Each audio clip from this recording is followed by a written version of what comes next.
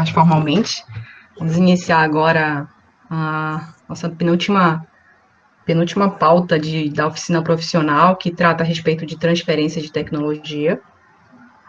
Então, é um assunto que está bem alta agora, quando a gente fala a respeito das vacinas, né, de Covid. Inclusive, a gente vai falar um pouquinho sobre isso no final. Eu trouxe um casezinho para vocês, para a gente olhar.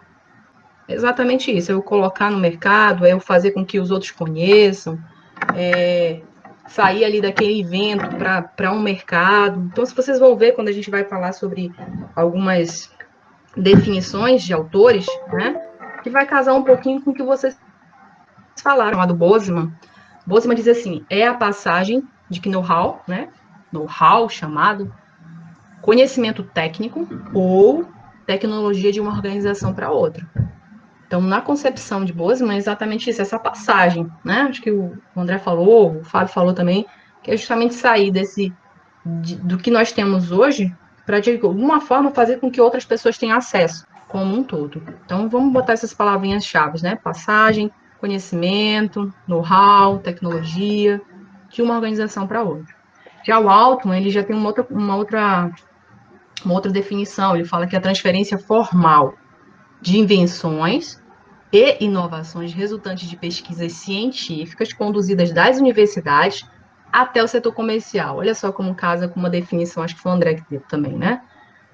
Aí a gente está falando, não é mais só o que o Boseman falou, né? Só um processo, né? Mas ou melhor, não é só uma passagem, é transferência formal. Ele entra uma palavrinha diferente aí, formal. Bora formalizar isso. A gente não vai deixar solto. Então é uma transferência formal de um evento ou de uma inovação que teve o que por trás? Teve pesquisa científica, foi conduzido por quem? Por uma universidade, e chegou até ali o comércio, para as pessoas venderem. Sumir, pontinho importante aí, transferência formal. Passagem, transferência formal. Ok, aí a gente tem uma outra definição, que é já da GGTEC, do NPI, que ele fala assim, processo por meio do qual um conjunto de conhecimentos, habilidades e procedimentos aplicáveis aos problemas da produção são transferidos por transação de caráter econômico de uma organização e outra, ampliando a capacidade de inovação da organização receptora. Então, a gente já tem uma definição um pouco mais robusta aí, né? Mais completa, vou dizer assim. Então, fala de processo simples, né? Tem um começo, um meio, um fim, tem toda uma metodologia para ser seguida, é um processo. Né? O que eu vou fazer nesse meu processo?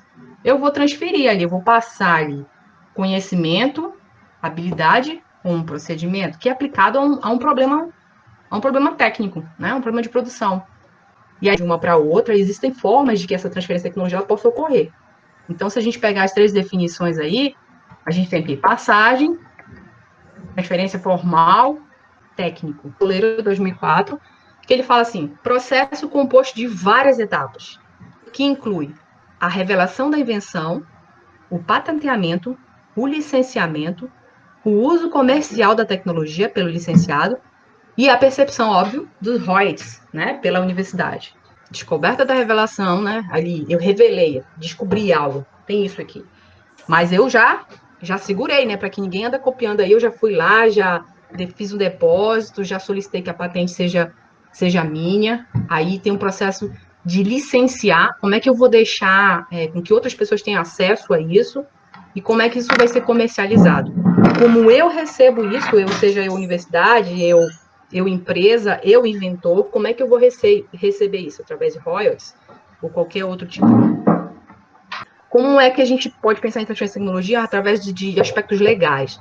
Então, quando a gente falou, os meninos mencionaram a respeito de a lei da inovação, né, propriedade industrial, que rege a propriedade intelectual, na verdade, e que rege todo esse processo de inovação no país, a gente tem um caminho assim bem longo, mas o que é determinante em todas esses ciência, tecnologia e inovação. O que é esse marco legal? Então, ele vem através do decreto 9.283, de 2018, acho que foi falado isso na primeira palestra, né, que é regulado esse marco legal, com base nessa lei 13.243 de 2016, aí a partir da lei 10.973 de 2004, que é uma emenda constitucional para... é um divisor de águas em relação a ciência, tecnologia e inovação. Por que acontecia antes? Você fazia algo, a universidade fazia, a empresa fazia, solicitava, mas não se sabia como é que a gente podia passar isso. Como é que a gente comercializa isso? Como é que a gente faz com que outras pessoas tenham acesso? Não tinha esse meio legal, não tinha, sempre tinha um gargalo, sempre tinha aquilo, um impeditivo para que acontecesse. Quando veio o marco legal, ele vem diversos artigos ali, diversos parágrafos dele, mencionando de como que é que podia transferir cada um envolvido, cada ator envolvido nesse processo, para que eles tivessem ganhos. Ou ela tentou tapar qualquer tipo de gargalo que as outras leis anteriores não previam. Então, esse é o marco legal, é um divisor de águas mesmo. Né? Qual é o objetivo dele? É incrementar a sinergia entre as instituições científicas, aí, né, as ICTs, do empresarial. Então, ele tinha que fazer com que isso acontecesse. Né? Se o setor empresarial precisasse de uma tecnologia que a universidade ou que um núcleo pudesse desenvolver, ele tinha como fazer isso, ele tinha como solicitar. E, ao mesmo tempo, essa ICT tinha como fazer com que isso voltasse para ele. Então, o Marco Legal ele vem para organizar e fazer com que essa base legal de transferência de tecnologia acontecesse, funcionasse, né, sem ter os gargalos que anteriormente não se podia, não conseguia fazer, porque tinha que ter uma agência de fomento.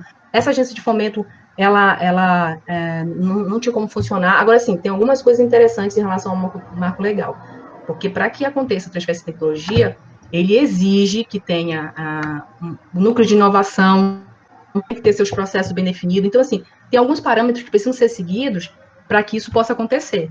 Né? E aí força um pouquinho que esses núcleos que a gente tem hoje, eles busquem se formalizar para que eles consigam fazer com que aquele né, consiga chegar até a empresa, consiga chegar até o mercado. Então, a gente gosta de pensar antes do marco legal, né, o que acontecia entre as ICTs e a indústria? Tinha um muro aqui, uma barreira. Era complicado, não dava para chegar nem daqui para cá, nem de lá para cá. Muito, muito complicado, até para subir essa barreira aqui, né? Subir esse muro era muito complicado. Então, quando veio uma marca que as pessoas, as ICTs tivessem acesso à indústria e a indústria tivesse acesso à ICT. Então, faz com que esse caminho possa ir e vir. ICT pública, o que diz o marco legal? Na ICT pública, ela pode celebrar contrato de transferência ou licenciamento da tecnologia por ela desenvolvida isoladamente ou por meio de parceria. É a possibilidade da ICT celebrar em seu quadro societário aquela ICT pública ou qualquer pesquisador público daquela ICT. Ou seja, nos termos da política de inovação da ICT, ela prevê também hipóteses de dispensa de licitação para fins de licenciamento ou transferência de tecnologia. Então, assim, ela dá muitos subsídios para que essa transferência de tecnologia ela aconteça. Quando ela dispensa uma licitação, por exemplo, né, dependendo de qual é a situação daquela tecnologia em si. Então, ela tem uma dispensa, a gente sabe quem é do setor público aí, e quem já teve a oportunidade de participar de uma licitação, de fazer um termo, né, para a licitação, sabe que é um processo lento. Quais são os meios de acesso à tecnologia hoje existentes? Então, pesquisa e desenvolvimento, bens de capital e contratos de tecnologia. Né? Como é que funciona essa pesquisa e desenvolvimento? Atividade interna à firma, contratação de serviço ou cooperação tecnológica.